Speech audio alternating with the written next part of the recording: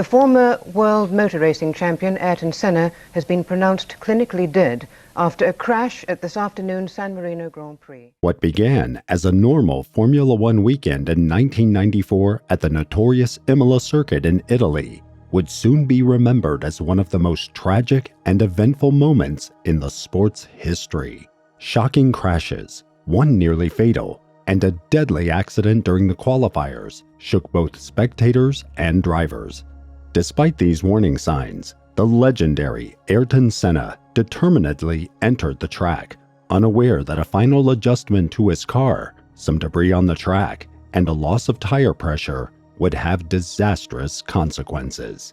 Ayrton Senna grew up in Sao Paulo, Brazil. As a child, he had poor motor skills and found it difficult to climb stairs at the age of 3. A medical examination revealed nothing unusual, indicating that he was simply a late developer. Despite this, he developed a strong interest in car racing at the age of 4. By the age of 7, he learned to drive his father's Jeep and started participating in karting competitions at 13. Ayrton won the South American Kart Championship in 1977. To further his racing career, he traveled to England, where he found success in various motorsport categories. Although his family in Brazil wanted him to return to the family business, Ayrton remained focused on his racing career. After returning to South America, he was invited to participate in Formula Ford, a crucial step for many aspiring Formula One drivers. Ayrton made his Formula One debut at the Brazilian Grand Prix in 1984 at the age of 24, and his career quickly became legendary. The 1994 San Marino Grand Prix in Imola, Italy, is unforgettable, but for tragic reasons. The event took place on the last weekend of April and brought shocking moments for both the world and the Formula One community. On Friday, April 29th, during the first day of qualifying, Rubens Barrichello hit a curb in one of the corners and flew off the track. His car went airborne, flipped over, and crashed at 140 miles per hour into a tire barrier. Barrichello lost consciousness, and his tongue blocked his airway. Fortunately, he fully recovered in the hospital with injuries to his nose and arm. Although this was a serious crash, the weekend was overshadowed by even greater tragedies. While Rubens Barrichello had to sit out the rest of the Grand Prix after his crash, the other drivers were still competing to qualify. On Saturday, April 30th, 1994, Austrian driver Roland Ratzenberger made his Formula One debut. He was trying to qualify for his first Formula One race, scheduled for Sunday. During a qualifying lap, Ratzenberger ran over a curb at the Acque Minerale chicane, resulting in damage to the front wing of his car. Unaware of this damage, he continued trying to improve his lap time. As he began another fast lap, the damaged wing failed completely, causing him to lose control of the car. Tragically, Ratzenberger's car crashed at high speed into a concrete wall, resulting in fatal injuries. This tragic accident occurred during his attempt to secure a better starting position for the race.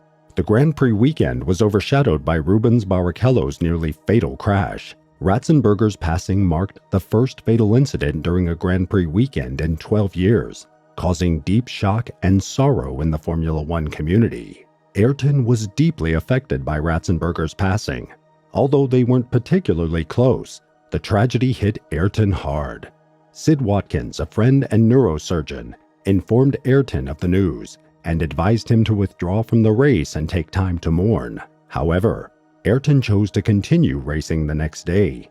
Ayrton decided to proceed with the race. He was determined not only to finish it, but to win it in honor of his fallen friend. "I cannot quit," he said. "I have to go on." Ayrton should have heeded the warning from his friend Sid Watkins. The track seemed cursed. 2 high-impact crashes, one of them fatal, had already disrupted the weekend before the race had even begun. When race day arrived on Sunday, May 1st, a somber atmosphere hung over the track. Ayrton spoke with his former teammate and rival, Alain Prost, about improving safety in Formula One. Everyone's thoughts here were with Roland Ratzenberger, who tragically lost his life the previous day, and Rubens Barrichello, who survived a serious crash on Friday. But as they got into their cars, it was time to focus on the race. Ayrton was the one to beat. starting from pole position, but Michael Schumacher was determined to secure his third consecutive victory and dominate the championship. The red lights flashed and then switched to green, signaling the start of the race. But almost immediately, disaster struck.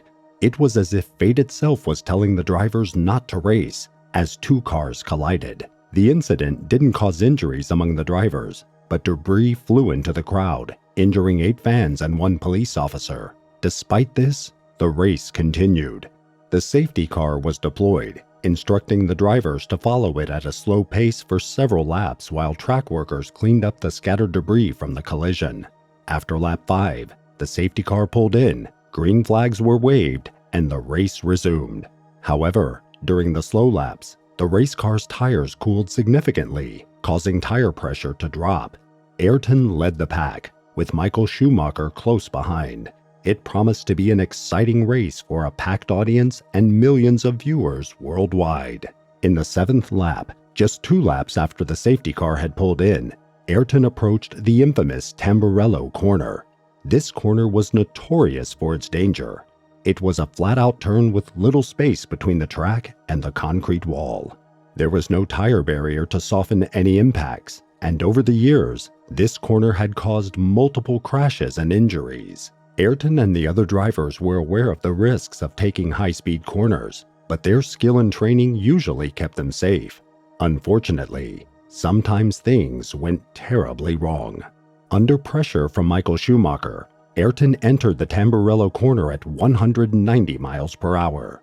As he exited the corner, his car stopped responding to steering inputs. Schumacher, just a second behind, witnessed the underside of Ayrton's Williams scraping across the track, a condition known as bottoming out. With no steering control, Ayrton could only brake. Ayrton's car shot across the gravel trap and slammed into a concrete wall at 2:17 p.m.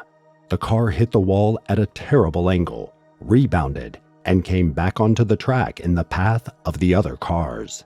A shower of debris scattered in all directions. After sliding and spinning for several dozen meters, the car finally came to a stop. The crowd rose to their feet and the cameras continued rolling. Everyone searched for any sign of movement from Ayrton, hoping he was okay.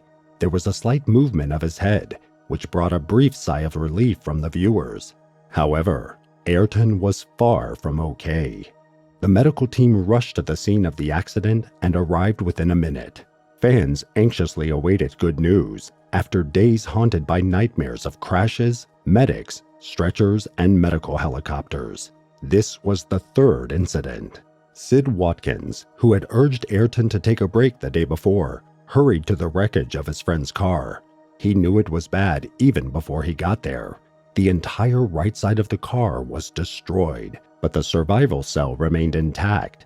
As Sid approached the car, Ayrton was still alive. His heart was still beating. In the cockpit lay a small rolled-up Austrian flag that Ayrton intended to wave if he won the race, in memory of his friend Roland Ratzenberger, who had tragically died on the same circuit less than 24 hours earlier. Officials waved the red flag to stop the race, and competitors returned to the starting grid. Driver Eric Comas, who had just exited the pit lane, saw the green light and raced towards the Tamburello corner, unaware of the unfolding chaos. Fortunately, Eric Comas managed to brake and bring his car to a stop before reaching the helicopter that had landed on the track. He got out of his car and walked to the scene of the accident to see what had happened. He was shocked to see Ayrton lying in a pool of blood. Eric was the only driver on the circuit who understood the severity of the crash and how terrible it was. Ayrton was unconscious, and the slight movement of his head that the cameras had captured, which had given everyone a glimmer of hope, might have been mere nerve reflexes. At 2:35 p.m., Ayrton was loaded into the helicopter and flown to Maggiore Hospital in Bologna. Bernie Ecclestone followed in another helicopter with his younger brother Leonardo on board. Meanwhile, the lights at the circuit were about to turn green again. Eric Comas, traumatized by what he had witnessed, decided not to continue the race. The drivers understood the crash was serious, but they were unaware of the extent of Ayrton's injuries. In the hospital, the 34-year-old fought for his life. Upon impact, the suspension arm of the car had pierced Ayrton's helmet, causing irreversible and catastrophic brain damage. The staff at Maggiore Hospital called in a specialized neurosurgeon from the nearby Bellaria Hospital in Bologna. Ayrton's injuries were too severe. The neurosurgeon decided against surgery, and as Ayrton's heartbeat grew weaker, he breathed his last breath at 6 p.m. that evening. When the race finally concluded, Michael Schumacher emerged as the winner. However, the applause was subdued as everyone's thoughts were with Ayrton. The drivers had been informed it was touch and go whether Ayrton would survive, and at that moment, his condition remained critical. Out of respect, no champagne was sprayed on the podium. The news of Ayrton's passing was announced at 6:40 p.m. It had truly been a tragic Grand Prix weekend. But what caused such a horrific crash for Ayrton? It was likely mechanical failure. Michael Schumacher, who witnessed the beginning of the crash, saw Ayrton's car bottom out multiple times on the circuit, and Michael had warned Ayrton about it before the race. Drivers needed to approach the corner cautiously, but as Ayrton approached, Michael saw sparks flying behind him. Ayrton bottomed out again just before the crash, but there was more to it. Why did Ayrton's car scrape the asphalt so frequently? There may have been debris from the collision at the starting line on the track, which could slowly cause leaks and gradually deflate the tires of the cars. Additionally, spending a long time behind the safety car led to pressure loss in the cold tires, causing the cars to come closer to the ground. None of these factors, however, explained why the car crashed straight into the concrete wall. The most credible hypothesis was that the steering column broke. Just before the race, Ayrton had requested a change in the steering wheel position. The mechanics adjusted the column, cutting it and extending it with a pipe, which was then welded. The steering column broke precisely at the weld point, making steering impossible and causing the crash. Criminal proceedings were brought against the Williams team, but no one was charged with manslaughter. Following the incident, changes were made to the Imola circuit, including converting the deadly corner into a chicane to force drivers to slow down. Many were shocked that the race continued despite the severity of Ayrton's crash. People were outraged that the commercial side of racing took precedence over the safety of the drivers. Ayrton's passing was considered a national tragedy in his homeland of Brazil. His coffin was flown back on a passenger plane accompanied by fighter jets. It was paraded through Sao Paulo along a 20-mile route lined by 2,500 police officers to keep mourners at a distance. 500,000 people attended to pay their respects, making it the largest funeral procession ever in the city. He received a full state funeral and was laid to rest on May 5, 1994, at Morumbi Cemetery in Sao Paulo. Ayrton's family did not allow Bernie Ecclestone to attend the funeral because they were upset that he had let the race continue after the crash. Ayrton Senna's passing sparked a revolution in Formula One safety standards and left an indelible impression. His extraordinary talent, determination, and humanity continue to inspire many, and his legacy transcends the boundaries of sport.